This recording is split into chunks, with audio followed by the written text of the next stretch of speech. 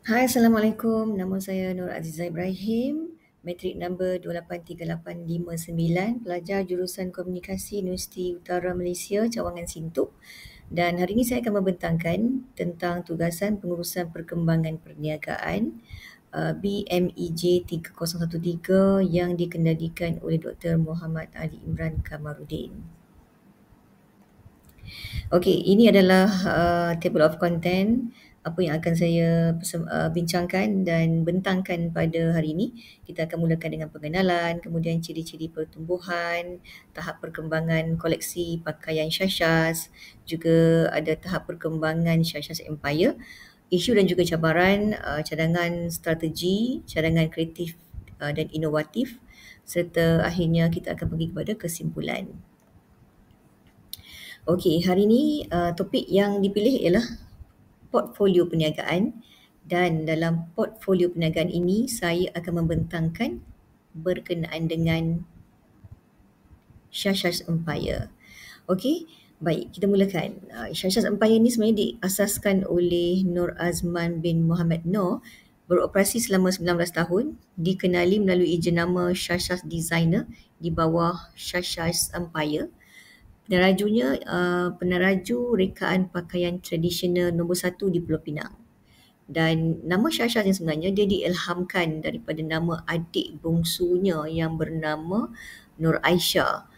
Dan ianya dikomersialkan untuk mengangkat jenama ini ke peringkat antarabangsa.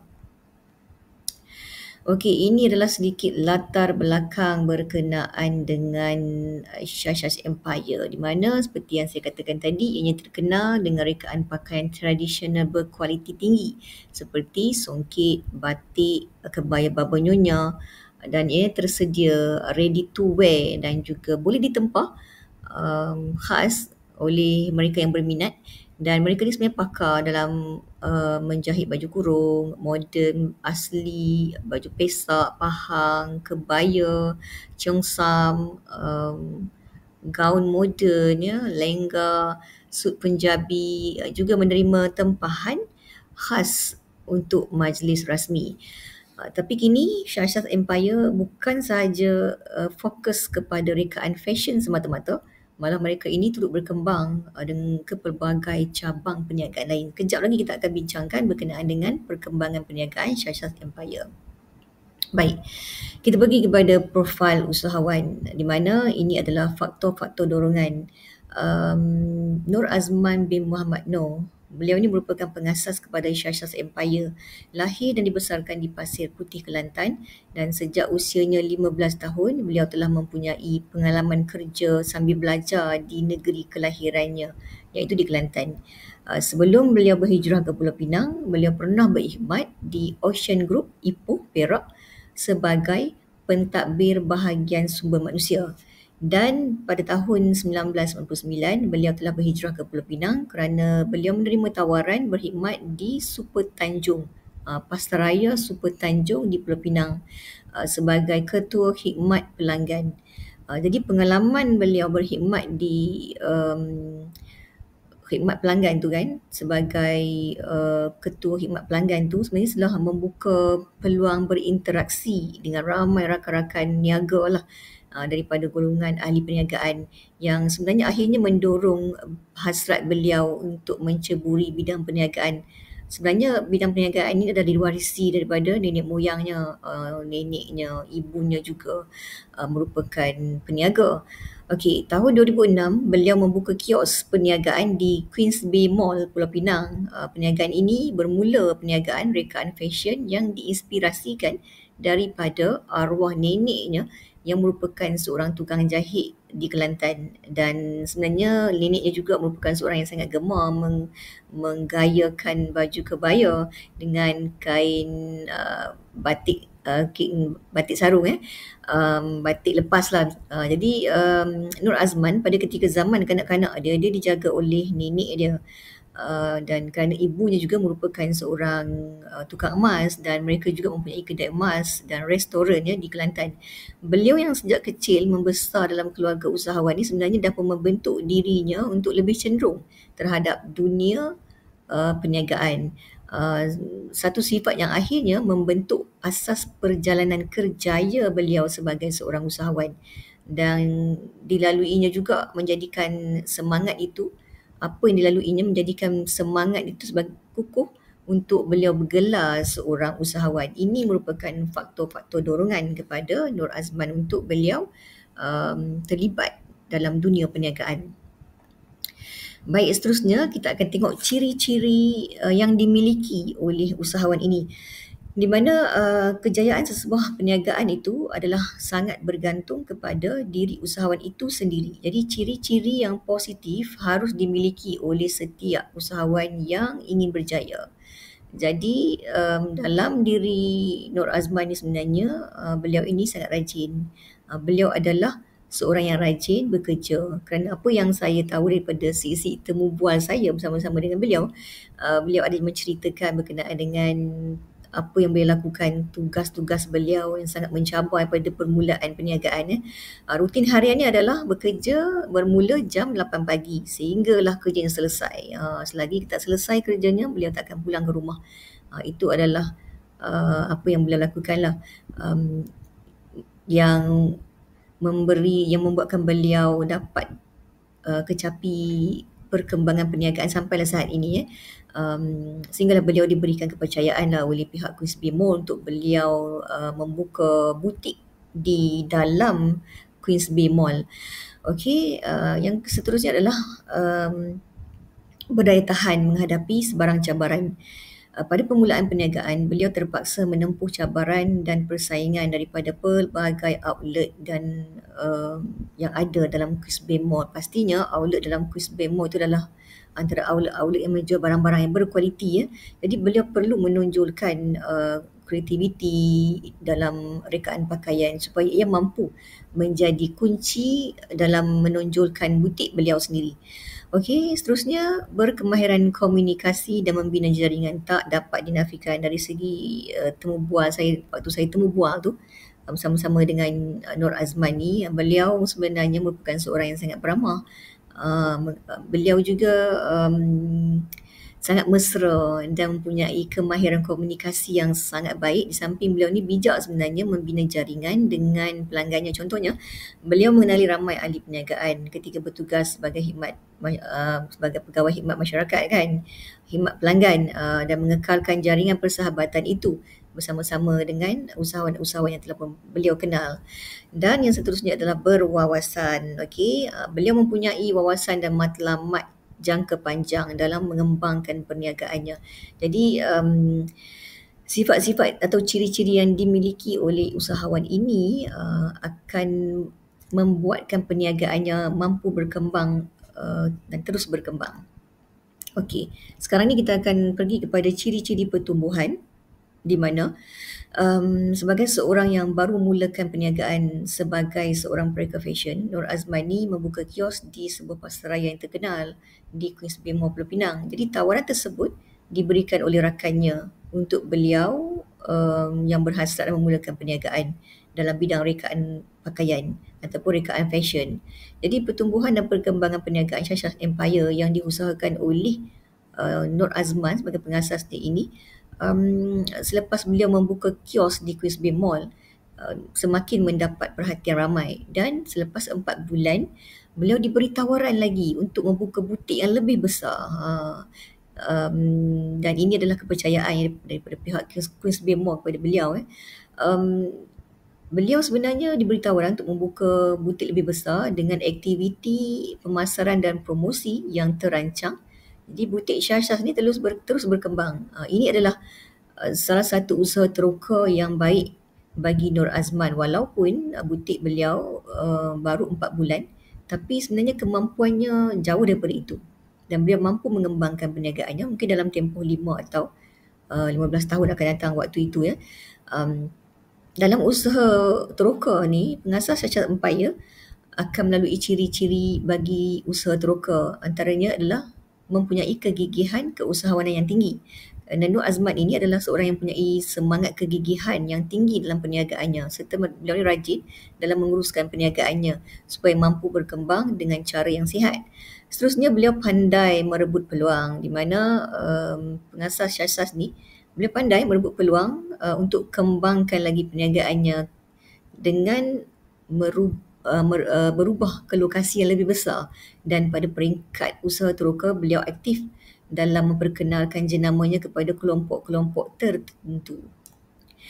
Okey, seterusnya fokus mengembangkan perniagaan dengan strategi, di mana beliau merupakan seorang yang sangat mesra pelanggan dan memberikan perkhidmatan terbaik dengan meningkatkan kualiti seni reka busananya yang elegan dan perkhidmatan ke rumah pelanggan untuk tempahan, di samping mewujudkan perkhidmatan yang baik dengan kesetiaan pelanggan.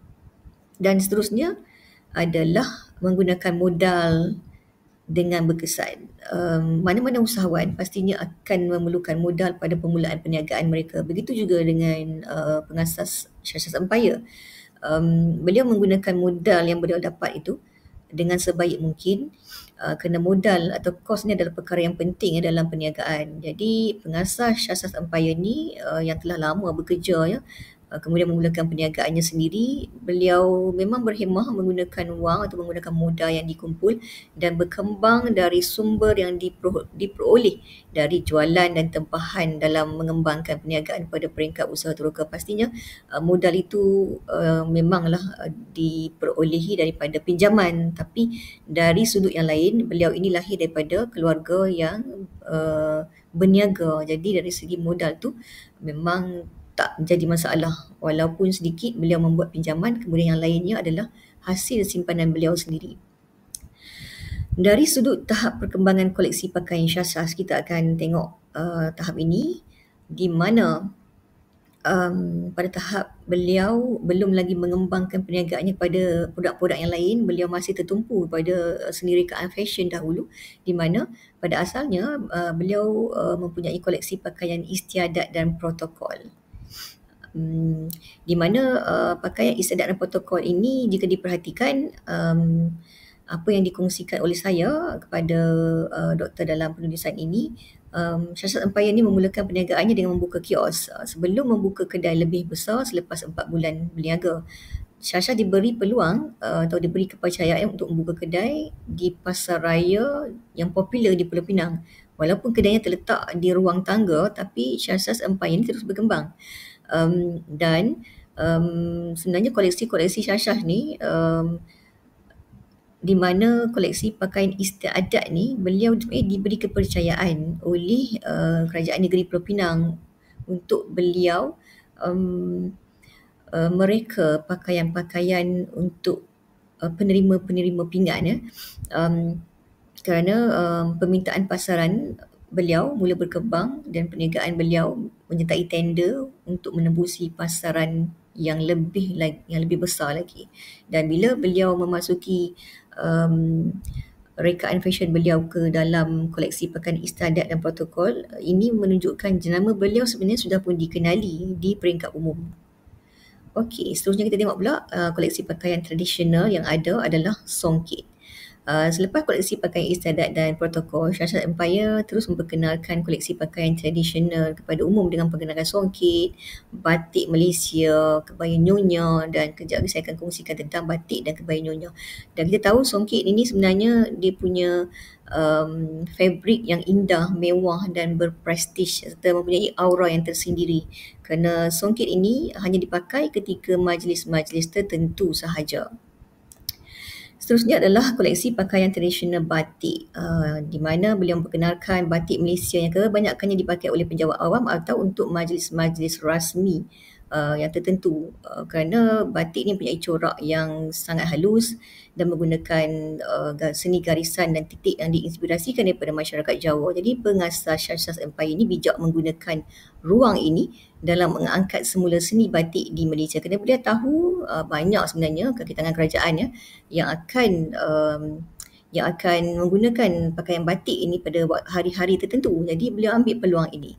Seterusnya adalah kebaya Baba Nyonya. Kebaya Baba Nyonya ni adalah pakaian yang sangat memberi nilai kenangan kepada pengasas Syasas Empire, kerana neneknya juga merupakan seorang tukang jahit yang amat gemar memakai baju kebaya. Kerana beliau membesar bersama-sama dengan neneknya, maka Nur Azman ini banyak mempelajari selok-belok menjahit terutamanya kebaya nyonya. Jadi pemilihan kebaya nyonya, kebaya baba nyonya ni adalah kerana Pulau Pinang juga terkenal dengan masyarakat baba nyonya atau digelar kebaya peranakan. Okey, seterusnya kita lihat dari segi melebarkan jenama sehingga kini Shah Shah's Empire tak menanti dengan rekaan bentuk pakaian sahaja semata-mata. Beliau telah merancang operasi perniagaan dengan begitu lancar, di mana beliau selepas 19 tahun dalam bidang seni rekaan fashion ini, beliau sebenarnya telah berada di peragaan pertunjukan fashion antarabangsa di Sarajevo, dan ini menunjukkan Shah Shah's Empire telah berjaya mengembangkan perniagaannya ke peringkat yang boleh dibanggakan. Okey, kita tengok pula tahap perkembangan Shah Shah's Empire di mana, dari tadi saya kongsikan berkenaan dengan rekaan fashion semata-mata, tapi beliau mengembangkan produk beliau bukan sahaja semata-mata dalam bidang fashion, tapi beliau telah mengembangkannya dengan mengadakan ataupun menyediakan produk herba, kesihatan dan juga kecantikan. Di mana dalam tahap perkembangan firma, Shah Shah's Empire berada pada tahap pertumbuhan perniagaan. Kebiasaannya, perkembangan perniagaan sebenarnya dilihat daripada sudut pertambahan firma atau perkembangan firma itu sendiri. Jadi Shah Shah's Empire yang ditubuhkan oleh Nur Azman ini, beliau bermula dari kios hingga berkembanglah ke peringkat butik, kemudian ke peringkat seterusnya. Jadi pada bahagian ini saya akan membincangkan berkenaan dengan perkembangan dari satu peringkat ke peringkat seterusnya tentang Shah Shah's Empire. Jadi kejayaan yang telah dikecapi oleh Shah Shah's Empire hampir 19 tahun dalam bidang perniagaan dan 12 tahun dalam bidang fashion, dan beliau mempunyai butik tetap di salah sebuah pasar raya terkenal di Pulau Pinang. Dan seterusnya, produk herba, kesihatan dan kecantikan seperti yang doktor dapat lihat ini, selepas kejayaan butik fashion dengan penghasilan rekaan fashion dan pakaian istiadat mendapat permintaan, beliau terus mengembangkan perniagaan dan menceburi bidang kecantikan dan kesihatan, iaitu Shah Shah's Health and Beauty yang merupakan produk kesihatan dalaman untuk wanita dan lelaki dikeluarkan atas kesedaran tentang kesihatan dan kecantikan dalaman diri yang merupakan perkara penting yang perlu diberi perhatian. Okey, seterusnya tahap perunding perkahwinan, di mana Shah Shah's Empire mengambil peluang bidang rekaan fashion yang pernah menjadi perniagaan permulaan mereka untuk menyediakan khidmat perunding perkahwinan. Jadi menurut adik kepada pengusaha Shah Shah's Empire iaitu Nur Azlina binti Muhammad Nur, perniagaan butik rekaan fashion akan diuruskan di sebelah pagi, manakala sebelah malamnya mereka akan menguruskan perkhidmatan perunding perkahwinan dan akan menyiapkan pelamin dan perkara-perkara berkaitan dengan majlis perkahwinan. Mereka bekerja keras bagi memastikan perniagaan yang diuruskan boleh terus berkembang. Okey, seterusnya kita pergi pula kepada barang kemas, iaitu Gold Rich yang diusahakan oleh Shah Shah's Empire, di mana pada tahun 2006 Shah Shah's Empire berkembang lagi ke dunia barang kemas dalam memenuhi keinginan para wanita yang berminat dalam memiliki barang kemas. Barang kemas Gold Rich 916 yang berkualiti menjadikan para wanita tampil menarik dan bergaya. Jadi atas kesedaran itulah sebenarnya beliau dan adik beliau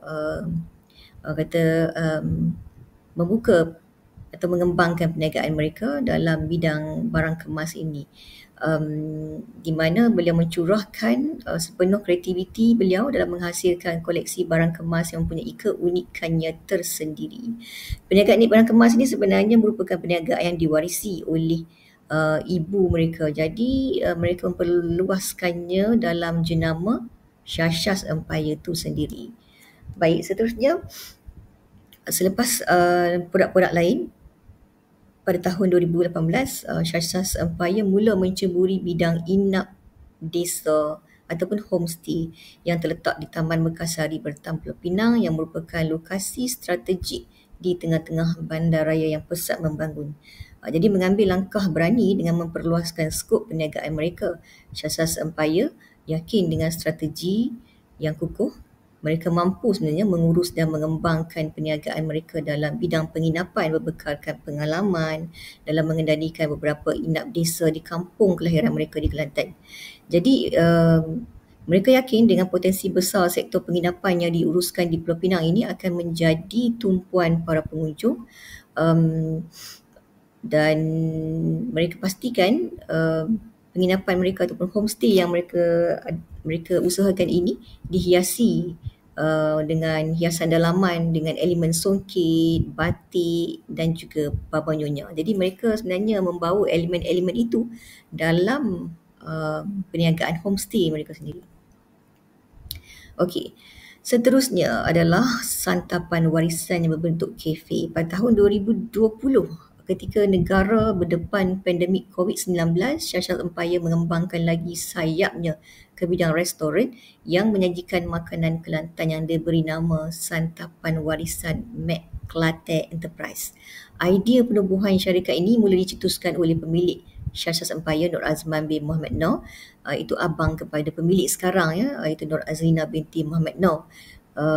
Santapan Warisan McClatchy Enterprise ini merupakan sebuah syarikat yang berdaftar di bawah Akta Pendaftaran Perniagaan 1956 sebelum akta tersebut digantikan dengan Akta Syarikat 2016. Jadi syarikat ini ditubuhkan secara rasmi pada 8 Disember 2020 berasaskan konsep penyediaan makanan tradisional khususnya masakan kampung. Jadi kedua-dua beradik ini begitu komited dalam memastikan perniagaan yang diusahakan hasil titik peluh mereka ini mendapat pulangan dengan matlamat untuk mengangkat keunikan sajian tradisional sebagai perniagaan mereka. Jadi mereka tak pernah putus asa. Mereka meneruskan walaupun dalam keadaan COVID tu mereka mulakan dengan perniagaan kecil-kecil Santapan Warisan dan kemudian sekarang ini ianya telah berkembang dengan mempunyai kafe dan sebagainya. Okey. Pastinya dalam setiap perniagaan akan ada cabaran ataupun kelemahannya tersendiri. Dalam ruangan ini saya akan kongsikan tentang isu cabaran ataupun kelemahan yang dihadapi oleh Shashas Empire.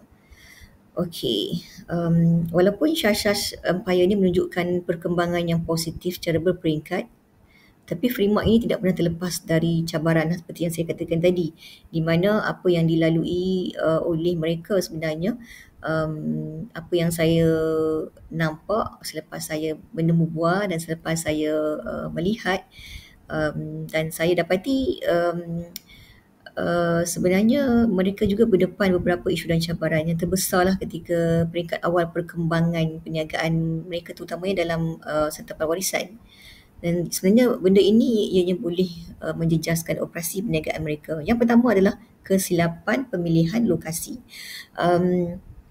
Sebenarnya cabang perniagaan restoran santapan warisan ini yang dibuka atas jenama Shashas Empire hanya mampu beroperasi selama 6 bulan sahaja. Ini kerana lokasi yang sebelum ini adalah lokasi yang berhadapan dengan cabaran pembangunan yang terbengkalai dan boleh memberi kesan kepada santapan warisan.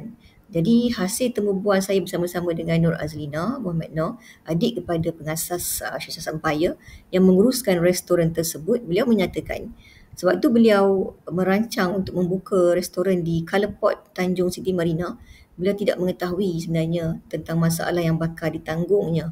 Memandangkan terdapat juga beberapa lot kedai dalam kawasan tersebut yang beroperasi. Jadi selepas 6 bulan, beliau menerima surat untuk berpindah kerana penyewa yang menyewakan kepada beliau itu, beliau membayar sewa kepada penyewa itu, tetapi penyewa bangunan itu tidak membayarnya kepada pihak ketiga. Sebenarnya yang bertanggungjawab.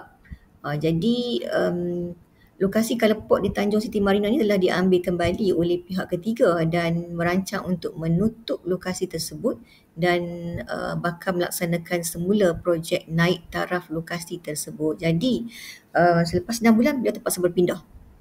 Itu sebenarnya memberi kesan kepada perniagaan Syashas Empire, walaupun perniagaan beliau sebenarnya mempunyai peminat yang tersendiri, tetapi apabila terpaksa berpindah, perkara itu sebenarnya adalah salah satu yang tidak begitu baiklah dalam sesebuah perniagaan. Okey, seterusnya adalah sikap terburu-buru sebenarnya. Sikap terburu-buru sebenarnya akan merugikan usahawan itu sendiri, di mana sewaktu beliau mengambil tempat di Tanjung Siti Marina, beliau sebenarnya perlulah menyemak ataupun mengambil tahu terlebih dahulu, ya, walaupun tempat situ sebenarnya mempunyai perniagaan yang lain, tetapi sebenarnya usahawan ini perlu mengambil masa lah untuk menyelidik pasaran dan memastikan perniagaan yang ingin dikembangkan itu bermula secara sistematik dan tidak terlalu tergesa-gesa. Jadi bagi Syashas Empire yang ingin mengembangkan perniagaannya dalam bidang makanan tradisional turun-temurun, ianya adalah langkah bijak dalam mempelbagaikan produk dan memperluaskan pasaran pelanggan, tetapi dalam keadaan yang tergesa-gesa boleh mendatangkan masalah kepada perniagaan yang bakal diusahakan. Kena kita faham waktu COVID tu memang semua orang tak boleh berniaga, jadi atas kesedaran itu mereka menubuhkan santapan warisan yang ketika itu makanan ini cuma dihantar melalui rakan-rakan. Tetapi selepas COVID mereka dah pun membuka kios ataupun restoran di tempat-tempat yang tertentu, tetapi ianya tidak lama di satu tempat kerana ialah mereka tidak mempunyai kaki tangan yang cukup untuk mengendalikan.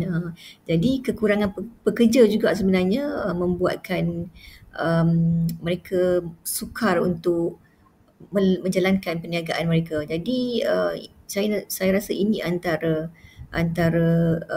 faktor-faktor cabaran lah yang dihadapi oleh Syashas Empire, kerana Syashas Empire ni sebenarnya mereka ni menggaji rakan-rakan, kebanyakan pekerja lah yang menjalankan perniagaan ini diwarisi lah, dan ianya berorientasikan pekerja.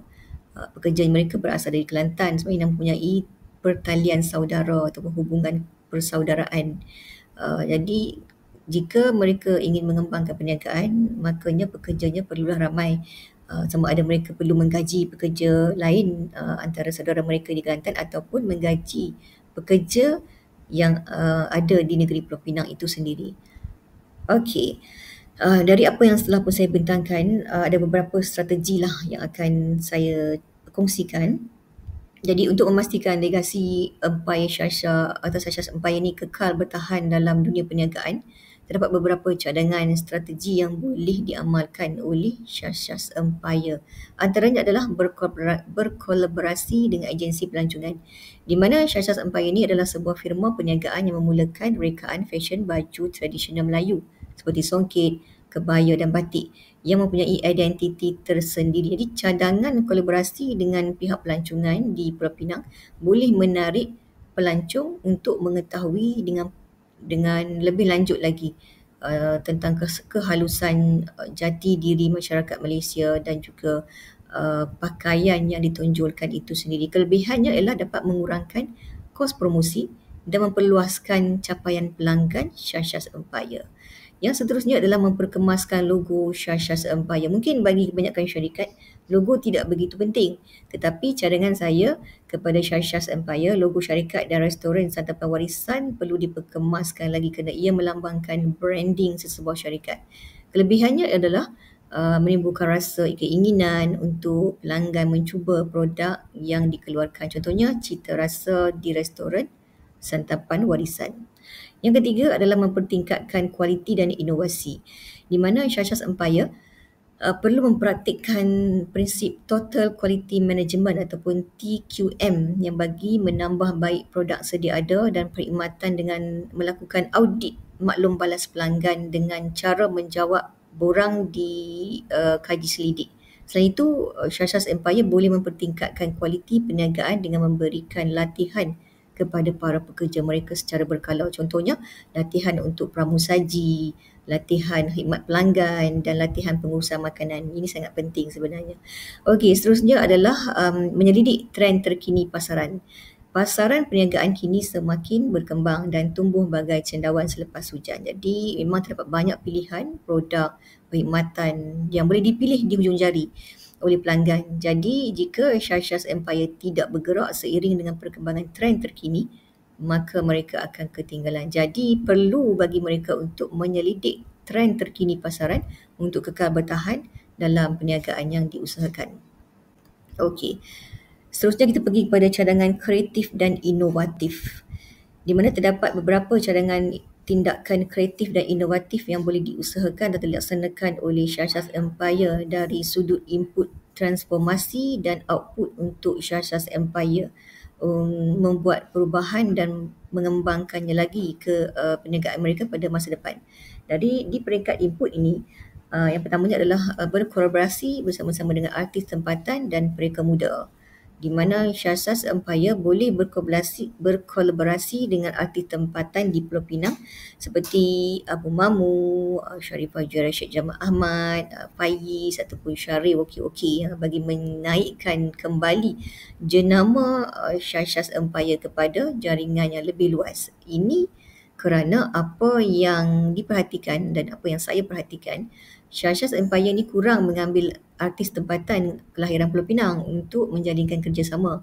Sedangkan artis tempatan ini sebenarnya mempunyai pengaruh yang cukup luas. Apa yang boleh dilakukan pada peringkat input ini ialah jadikan artis tempatan ini sebagai duta dalam memperkenalkan jenama Shashas Empire kepada yang masih lagi belum kenal dan mencari pelanggan baru. Selain itu, bekerjasama dengan mereka muda dan juga yang boleh memberi idea kepada Shashas Empire untuk menghasilkan rekaan busana tradisional yang lebih moden pada masa sama, tidak menghapuskan elemen warisan. Seterusnya adalah menggunakan bahan mesra alam untuk busana. Ini memang lain daripada yang lain. Jadi jika Shashas Empire menyahut cabaran ini, maka Shashas Empire boleh menyumbang kepada kelestarian alam sekitar. Apa yang boleh dilakukan pada peringkat input ini ialah dengan menggunakan kain organik dan kain semula jadi untuk pakaian seperti busana batik. Jadi strategi pemasaran hijau ini boleh menjadi satu rekaan yang autentik dan mampu menarik perhatian pelanggan. Seterusnya pada peringkat transformasi, menggunakan khidmatan e-hailing, di mana santapan warisan yang merupakan perniagaan di bawah Shashas Empire belum lagi sebenarnya 100% menggunakan perkhidmatan penghantaran makanan seperti e-hailing dalam penghantaran makanan kepada pelanggan. Jadi pengusaha sebenarnya perlu mengambil peluang dengan berkolaborasi bersama-sama dalam perkhidmatan yang disediakan oleh Grab ataupun Foodpanda untuk mencapai lebih ramai pelanggan. Seterusnya adalah menyertai karnival dan juga pameran, di mana Shashas Empire boleh menyertai pameran atau karnival seperti Jom Heboh ataupun Fantastic Food Festival dalam memperluaskan pasaran serta memperkenalkan produk mereka kepada umum. Untuk karnival Shashas Empire boleh memperkenalkan produk seperti santapan warisan dan juga produk kesihatan dan kecantikan. Juga boleh adakan pameran untuk mengambil peluang memperkenalkan busana tradisional seperti songket, kebaya bapa nyonya, batik dan sebagainya kepada masyarakat umum. Juga boleh memberi pendedahan kepada masyarakat umum tentang kewujudan Shashas Homestay, Emas, Go Rich. Jadi cara ini dapat memkukuhkan imej jenama Shashas Empire. Seterusnya adalah mewujudkan one-stop center cafe Shashas Empire. Ini cadangan saya di mana Shashas Empire boleh mewujudkan one-stop cafe center. Ini merupakan gabungan kesemua produk di bawah satu bumbung. Di mana kafe yang dimaksudkan ialah kafe santapan warisan dengan menu tradisional dan dilengkapkan dengan busana tradisional dan gaya santai dalam ruang kafe. Contohnya, sudut interaktif atau galeri kebaya baba nyonya yang berusia puluhan tahun boleh dipamerkan di digital corner yang dilengkapi dengan tempahan homestay dalam talian serta dilengkapkan kafe dengan alunan muzik santai, tradisional atau Melayu klasik. Jadi One Stop Center Cafe ini dapat menonjolkan keunikan Shashas Empire kepada pelancong dalam dan luar negara serta yang membantu memperkukuhkan dan memperluaskan perniagaan. Seterusnya di peringkat output pula, di mana rekaan edisi istimewa atau eksklusif. Jadi bagi peringkat output ni, Shashas Empire boleh memperkenalkan busana edisi khas yang hanya dikeluarkan dalam musim tertentu. Contohnya hari perayaan, hari warisan, hari kebangsaan dan hari-hari istimewa untuk memberi kelainan kepada rekaan. Dan bekerjasama dengan hotel terpilih untuk memperkenalkan menu santapan warisan. Dalam mempromosikan makanan tradisional tempatan, santapan warisan di bawah jenama Shashas Empire.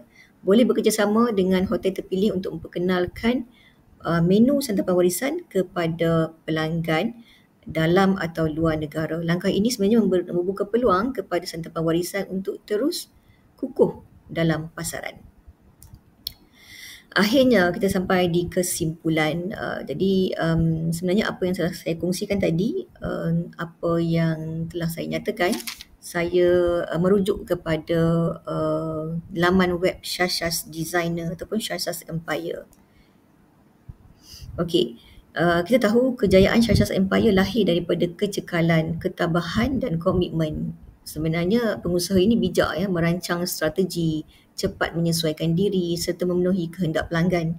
Jadi rekaan fashion mereka berjaya membawa busana tradisional ke peringkat global dan mereka berpotensi untuk terus berkembang dengan sedikit penambahbaikan secara berterusan. Ini sebenarnya membuktikan nilai tradisi boleh bersaing mampan bila digabungkan dengan idea inovatif dan strategi yang tepat.